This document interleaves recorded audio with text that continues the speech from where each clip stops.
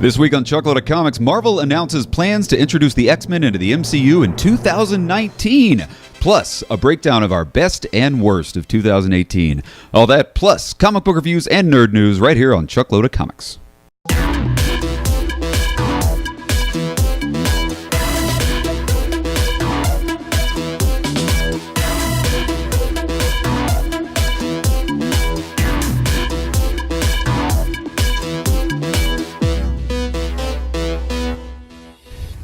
Hey guys, welcome to Chuckload of Comics, sponsored by Cold War Games, Arts, and Entertainment.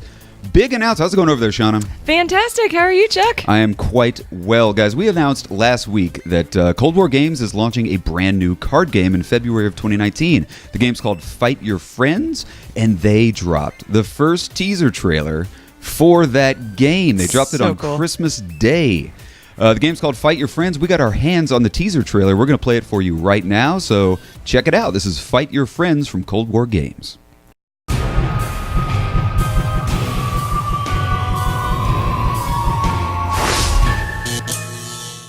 Fight your friends.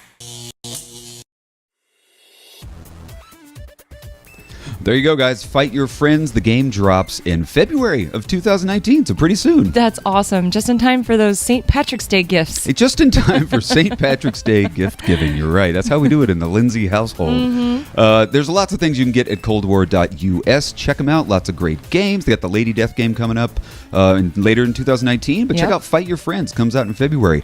Also at coldwar.us, you can pick up comic book original art from one of Marvel's greatest illustrators, Ashley Witter. Mm-hmm. You got a comic book over there, Shauna? I do. So Ashley did a variant cover of the new 650 issue of Fantastic Four. Look how beautiful that is. The other one's there. Sorry, I got switched. This is Ashley Witter's cover.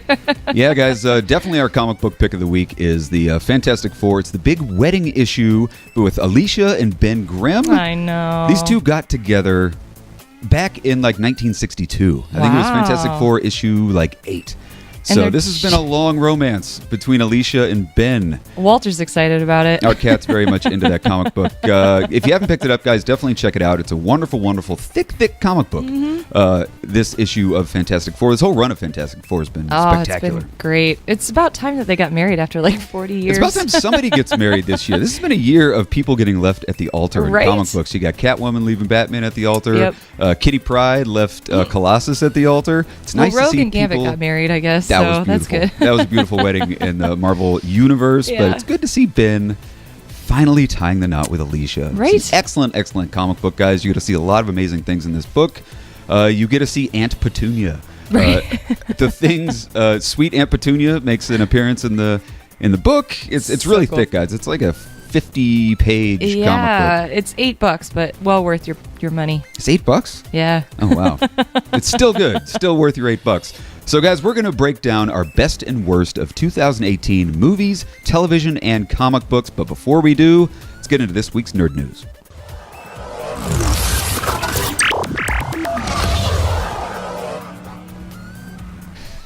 So, the big news of the week, Marvel has announced it's going to be rolling out the X-Men into the MCU in the first half of 2019. Oh my gosh! Nobody saw this. Well, actually, everybody saw this coming. We knew it was going to happen eventually. Well, yeah, but they still really haven't put pen to paper with this deal, right? Right. I mean, that's happening in January. Last we heard, they were going to sign the deal on January 1st. Yeah. But that could get pushed. Kevin Feige this week said in an interview with Variety magazine, when asked about when they would be developing Fox-owned characters into the MCU stories, Kevin Feige said, "We've been told it's looking very, very good and could happen in the first 6 months of next year." OMG. I know. It's happening. Feige went on to say he's yet to be given the official green light to start development of X-Men stories. Mm-hmm. But X-Men and Fantastic Four in the MCU, he said it's exciting that it may be coming before 2020. That's unbelievable. And I love that Kevin Feige's like taking the initiative, and they're just already coming up with ideas regardless of whether they have the green light or not. They're just, they're sitting down and they're writing as much as they can right now. He's been developing stories in his head. Absolutely. So this begs about a million questions, guys. Leave us a comment in the comment section. Let us know what you think about X-Men in the MCU. Namely, how are they going to introduce mutants into the universe that hasn't had mutants before? I mean, it's a tricky thing. It's very tricky. We, of course, have our theories. We want to know what your theories of how they do it. And, okay, Shauna, yeah. I know you have your own theory of how they're going to introduce mutantum into. What do you think? I think, based on Michelle Pfeiffer's statement in Ant-Man and the Wasp, that we're going to see the mutants introduced through the quantum realm. Right. So that the quantum realm, you can travel through time, through space, different realities, and she even mentions the term like evolution. What do you think of when you hear evolution in Marvel? You think of exactly. X-Men. Whenever they use the word evolution or evolving, it always refers to the mutants. They didn't put that in there by accident. That was in there for a reason. I agree. I think, and a lot of people, fans out there think that when you come out of the quantum realm, there is going to be some sort of an explosion of quantum particles that evolves and mutates people around it. Yeah. We know there's going to be a little bit of time travel going on in the new Avengers Endgame. Yep. Quite possibly, they're going to be going back in time, and this is just our theory, people, let us know what you think. They can go back in time through a quantum tunnel, come out, there's going to be an explosion of quantum particles mutating some of the people around them, and then when they go back into present day, bam, you instantly live in a world of mutants. There you go. Then that's why people carry the mutant X gene, because of something that happened in the past. I think it's perfect. And then that's when they roll into the post-credit sequence of mentioning that, because hopefully by March or April, they'll know now that they have the rights to the X-Men. So right, and that's plenty of time. Yeah. I think the reason they're doing this, the reason Kevin Feige's saying this so early in the year, is we're going to see some sort of a post-credit sequence. I know. Probably not in Captain Marvel, but definitely in Avengers Endgame, where there's going to be some reference to the X-Men. I mean, they reshot the entire airport scene for Civil War in about 3 months. Yeah. And that was an entire scene. All we're looking for is a post-credit sequence. Even if they just say the word mutation in a post-credit sequence, people are going to lose their minds. Yep. They don't have to introduce an actor or the characters or anything. They just need to mention it. Just mention the word mutant. Just mention the word mutation. Exactly. That'll be enough to just set people's minds ablaze. I know, it's so okay, so what do you think? What do you think's the plan to introduce X-Men movies into the MCU? Do they start off with an X-Men movie, or do they do single solo movies just like they did with Captain America and Thor and the old tried and true Marvel way? Well, not to steal the words from your mouth, but I think they need to do origin stories because we saw what happened with DC when they just came out with Justice League, and then now they're trying to do the origin stories. Granted, Wonder Woman was great. Aquaman was surprisingly decent. I enjoyed Aquaman. I'm not hating on it. It wasn't the best movie of the year, but it was definitely entertaining. So they're doing okay, but the fact that they threw the Justice League out so early and people don't even know these characters. You don't know their backstories. You don't know where they came from. So I hope Marvel does the right thing and does reinvent solo movies. Yeah, why not? There's so many backstories we haven't seen yet. We haven't seen Storm. We haven't seen Rogue. We haven't seen, we're about to see Jean Grey, I guess, kind of. But I think they need to start from the origins. Okay, who do they start with? What's the first? The first two X-Men standalone origin movies you want to see? Personally, I'd love to see a Rogue standalone story. I love Rogue. Who doesn't love Rogue? Yeah. And you could do that. She could be a kid, just like, they tried to do with the first X-Men movie, where she leaves her home, she realizes she touches people and fucks them up. But that was more of Wolverine's story too, I feel like. And that was where they kind of screwed it up, because they tried to do an X-Men without origin introducing stories. the characters. I want to see a Storm movie.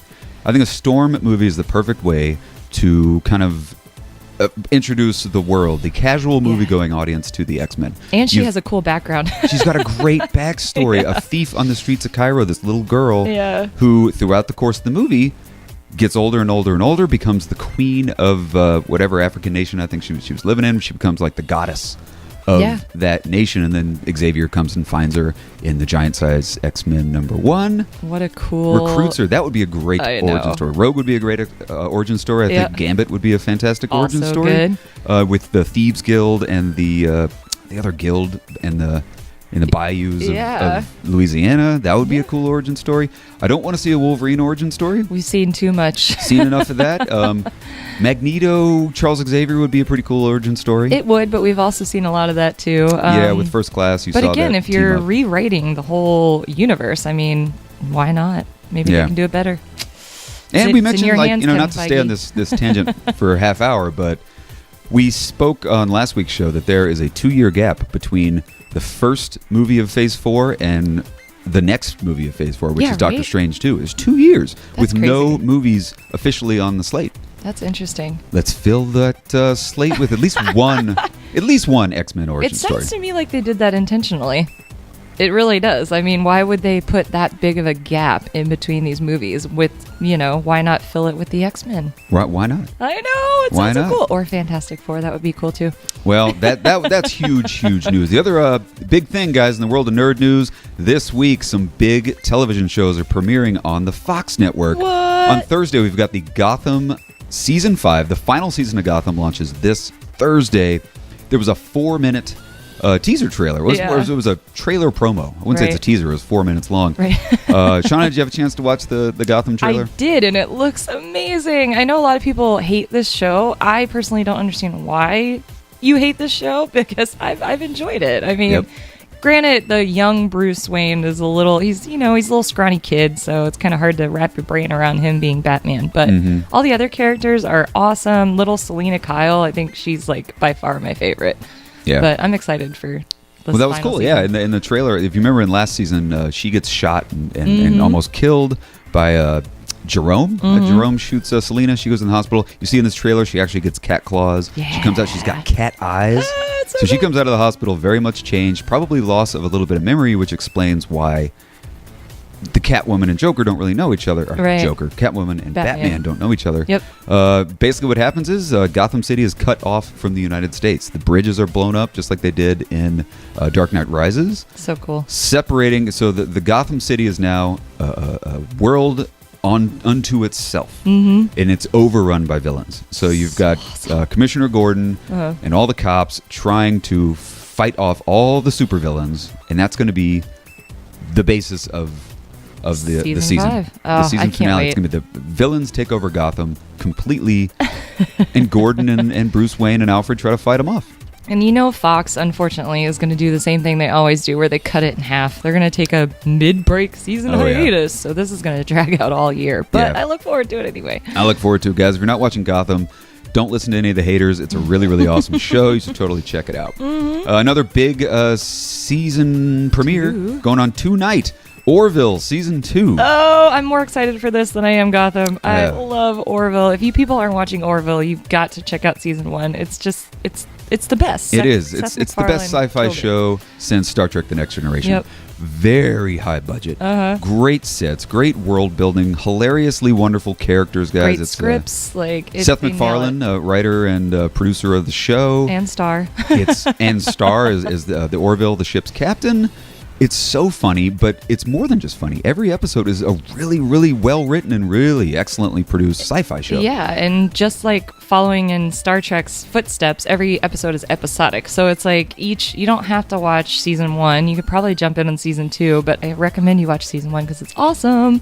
But each episode you could watch individually. Each one's a separate story, and it's just awesome. It is. I mean, I can't say enough about the show. I hope a lot of people watch it in Season 2 because you can tell Fox is spending a lot of money on the show. They poured a ton of dough into the show. The production value is the best thing Fox has done. It's because spectacular. Seth MacFarlane owns them. That's true.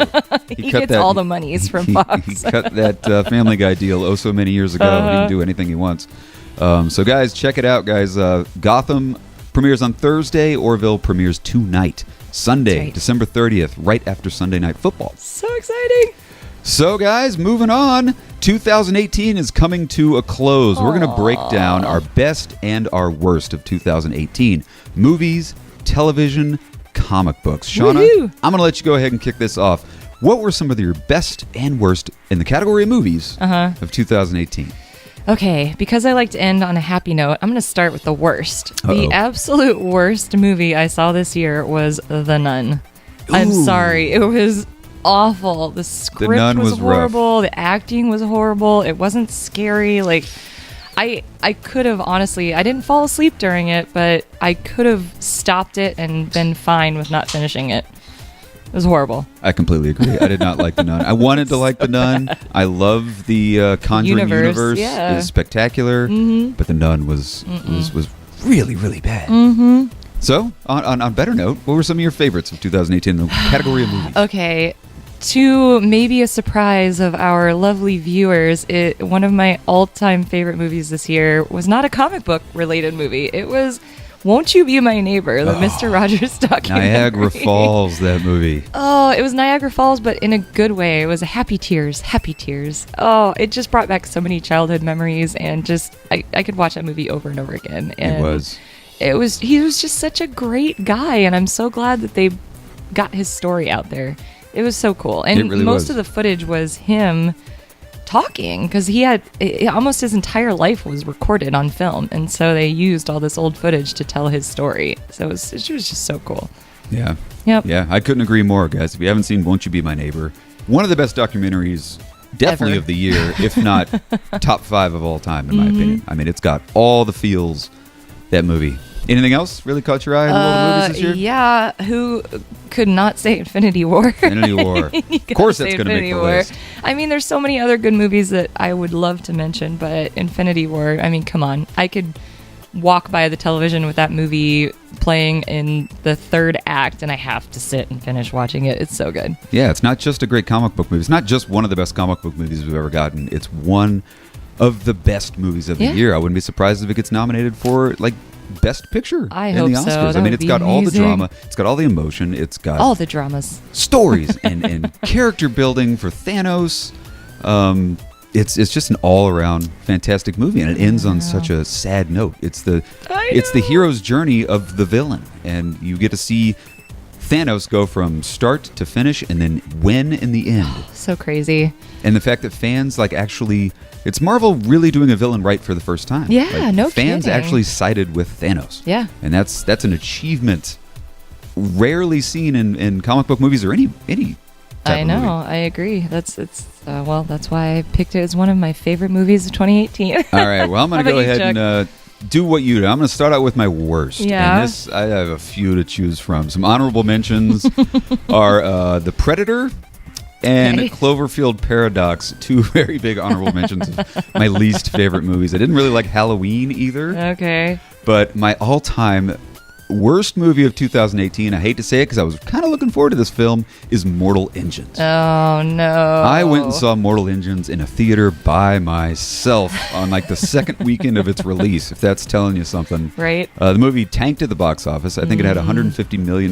budget. It made $7 million in its opening weekend. No. Well, the trailer looked great. It looked intrigued cool. me, but it didn't make me want to go run out and see the movie. I mean, the premise for Mortal Engines is pretty awesome. It's in a post-apocalyptic future where countries have become roving machines, and countries go around eating other machines. Like London will just scoop up an entire city, a roving city, and just devour it and take all of its people, take all of its technology, like Galactus? Spit out all. It's like Galactus, but the execution was really bad. It felt like a really poorly written young adult novel that was just so predictable. Wow. I mean, it was just the childlike predictability of this movie was just ridiculous. I almost fell asleep 3 times. Oh, no.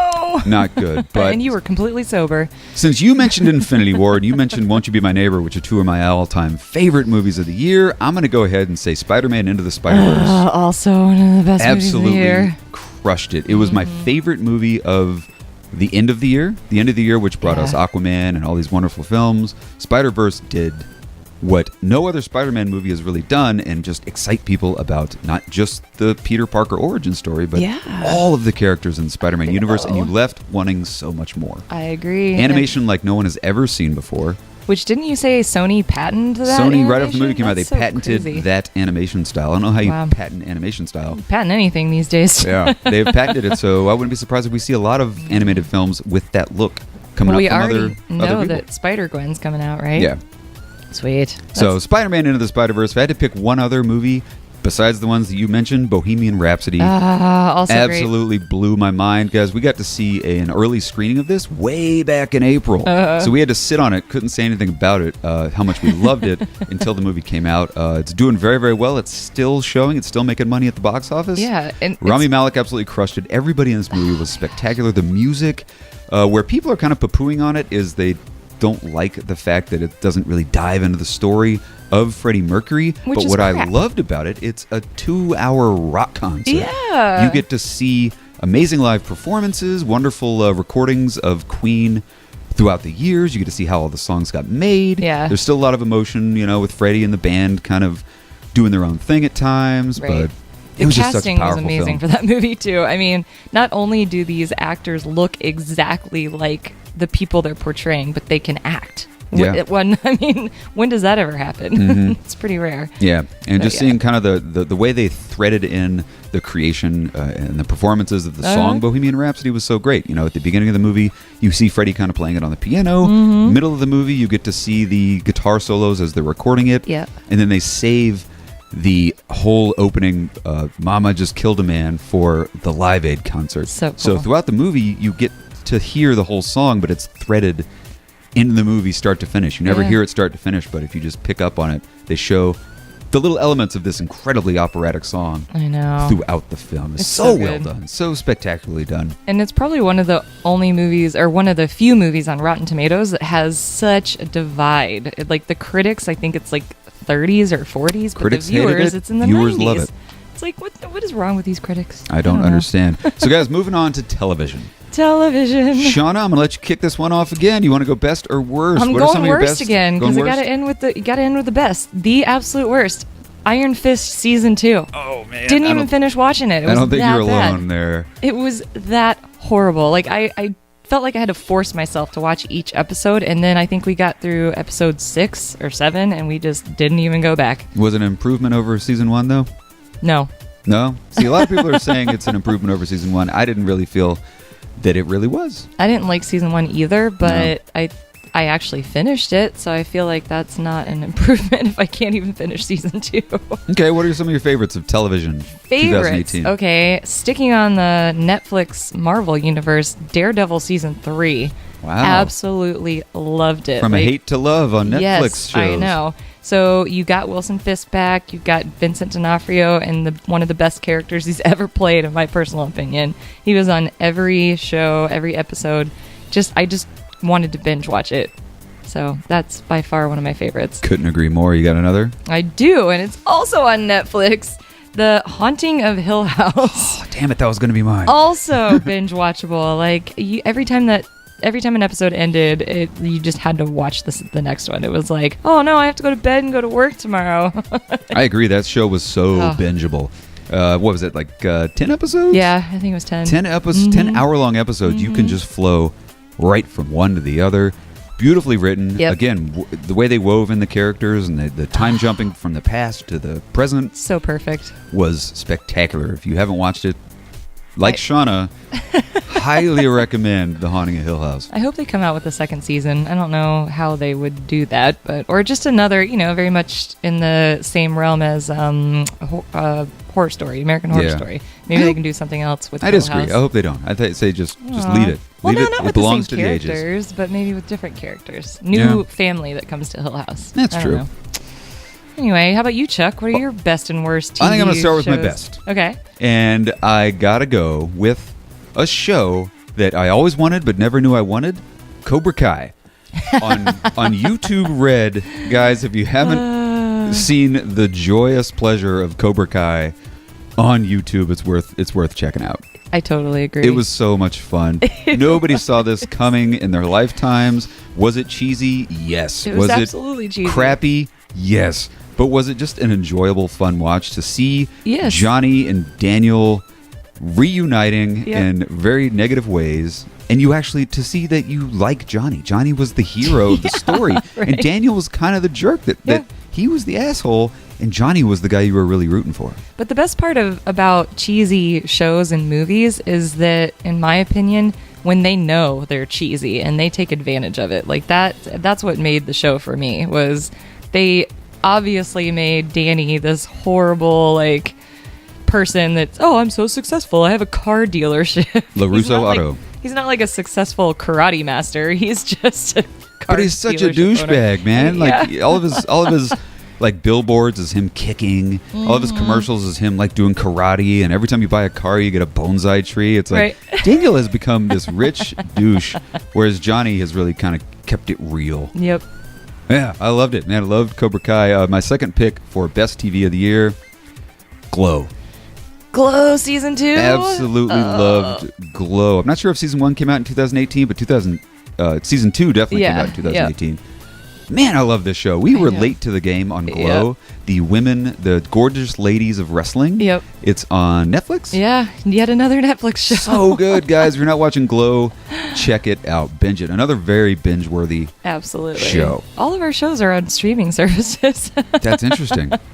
All right, then I'll throw in Barry for honorable mention because that's on HBO. Oh, that was also great. Still paid. But yeah, Glow and Cobra Kai. 2 fighting shows that I absolutely loved.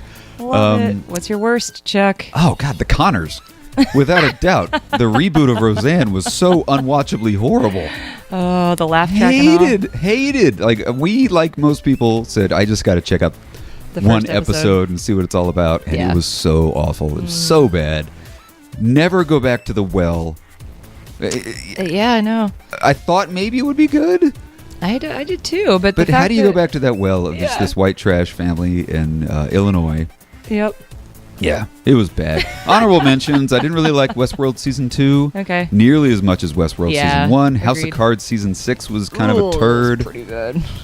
And but The Connors, really the worst thing to happen to television. I hear you. It was kind of surprising that they tried to continue it without Roseanne too. They're doing it. What? Yeah, it's just horrible. Yeah, so bad. All right, moving on to best and worst comic books of 2018. Shauna, I'm going to stick with you. And I'm going to stick with starting with my worst. I've got to say the new Jason Aaron's run of Thor. Ooh, that's sacrilege. I know, that might sting for a little people, but man, I just did not get, I think we read 3 or 4 issues, maybe 4 or 5, but I just could not get into that whole underworld thing, the characters. I'm just like, I didn't dig it at all. It was a rough way to start a series because you got Mike Del Mundo's art, which is a love it or hate it kind of an art style. Right. I really like Mike Del Mundo's art. Yeah.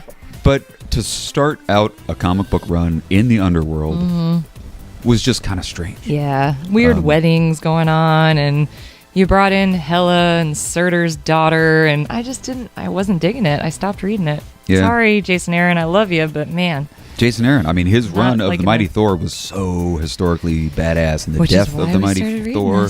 Yeah. The current run of Thor is going to lead into the War of the Realms. Okay. Big crossover mega event that's happening, I think, this summer. Yeah. But what were some of your favorites? Okay, I'm going to give some credit to Jason Aaron because one of my favorites is the current run of the Avengers, which is freaking awesome. So I'm sorry, Jason, I'm giving you hate and love here, but Ed Avengers, McGuinness you're nailing it. Ed McGuinness's art was fantastic. Absolutely. My other favorite, I have to go with the one shot of Witches. Ooh, what did you think of that? That was so good. I'm so excited for Scott Snyder? Scott Snyder, not Zack Snyder. I do the same thing all the time. I mix up Zack and Scott constantly. And Jock, right? Yeah. The art. Oh my gosh, I can't wait for that to come back out because that blew my mind. It got me so excited. That was a wonderful little tease that came out on Halloween Day. Yeah, it was so great, and it came out of nowhere. Nobody knew that was dropping. It was like, oh my gosh, we're getting a whole little thick book of witches, season 2 or storyline 2. We can call it seasons, right? All right. Well, I'm gonna because I want to end on a high note. I'm gonna go ahead and start with my worst comic book of the year. I love you, Donny Cates. Oh, no. Love you to death. I know it's coming. But the death of the Inhumans was such a letdown. I'm not going to say it sucked because it was beautifully illustrated and it was nice to see. I mean, they had some interesting things going on in there, but what bugged me about it is you're building up the death of the Inhumans and you don't kill off the Inhumans. Spoiler alert. You killed off all the Inhumans except for the royal family. Right. The only Inhumans people know, they all survived the event. I'm not going to say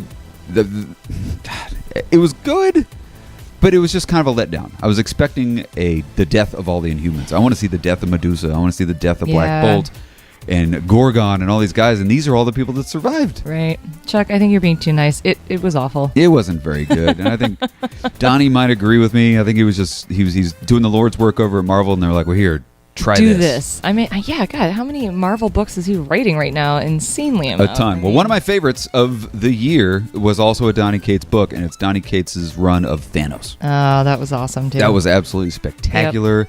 Yep. What's his name? Jeff, who's the illustrator on that one? No. Not Jeff Johns. No, I said Shaw. Oh, yeah, Jeff Shaw. Yeah. Spectacular illustration. Wonderful story of Thanos going into the future, meeting himself as King Thanos. He's the last surviving. He's killed everybody in the universe, so it's just him and Cosmic Ghost Rider. I know. In the future. Oh, God, it was so spectacular. Thanos by Donnie Cates. Shauna, you want to open that? I do. Sorry, not to interrupt. Thank you, R2. That's how we do it on Chuckload of Comics right there. So ending out the show, guys, my all-time favorite comic book run of 2018 is Charles Soule's run of Darth Vader.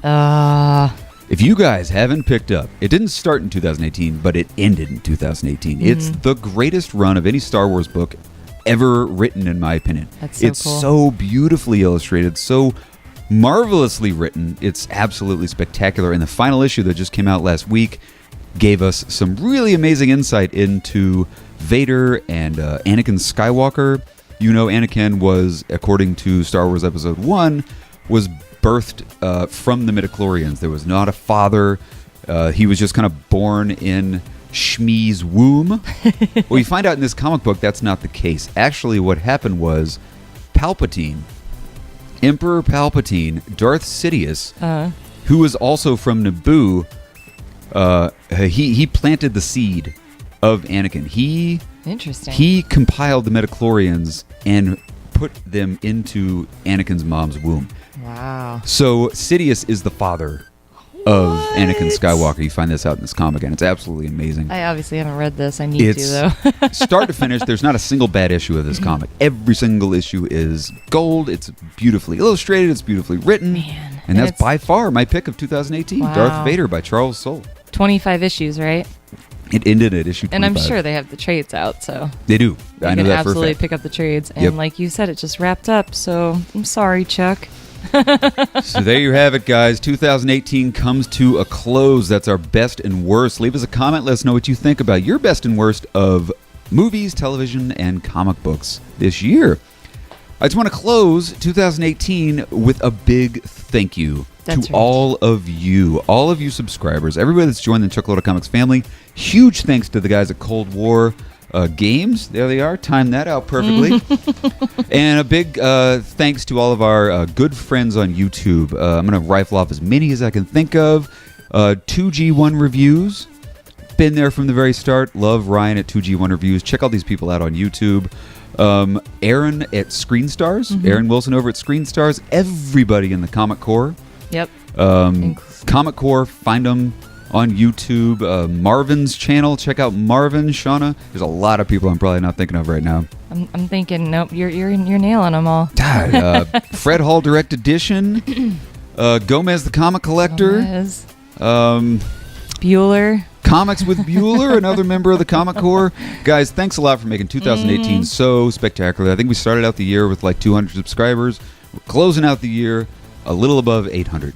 So all what a year for you. Chuckload of Comics. Thank you guys all so much for being a part of the Chuckload of Comics family. And we're going to go ahead and wrap it up. Join us here every single Sunday for comic book reviews, nerd news, movie talk, everything happening in the world of fandom. We try to break it down from start to finish every single Sunday.